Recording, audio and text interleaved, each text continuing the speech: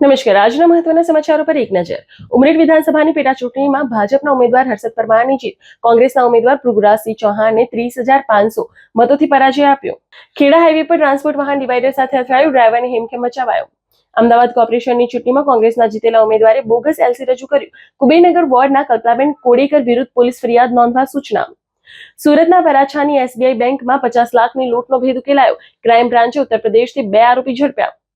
વડોદરામાં ફેસબુક ફ્રેન્ડની સલાહ માની ઇન્વેસ્ટરે ગુમાવ્યા 26 લાખ, ટીસીએસના નામે બોગસ સાઇટ બનાવી ઠગાઈ. મોરબી જિલ્લો ધોરણ 12 સાયન્સમાં રાજ્યમાં પ્રથમ 94.85% પરિણામ સાથે સતત ચોથા વર્ષે અવ્વલ, સામાન્ય પ્રવાહમાં 96.23%. બંગાળમાં 75 વર્ષ બાદ ભાજપનો ઐતિહાસિક વિજય, શ્યામાપ્રસાદ મુખર્જીની જન્મભૂમિ પર પહેલીવાર ખીલ્યું કમળ. આસામમાં કોંગ્રેસના ગૌરવ ગોગોઈની હાર, જોરહાટ બેઠકથી હાર્યા ગોગોઈ. યુપી રાજસ્થાનમાં વાવાઝોડા વરસાદથી 4ના મોત, હરિયાણા ઉત્તરાખંડમાં કરા પડ્યા. કાશ્મીરમાં ભૂસ્ખલનથી બારામુલા ઉરી રોડ બંધ. નેપાળમાં ભારતીય સામાન પર નવા ટેક્સનો વિરોધ, બોર્ડર પર કન્ટેનરોનો ચક્કાજામ અને મોંઘવારીનું જોખમ.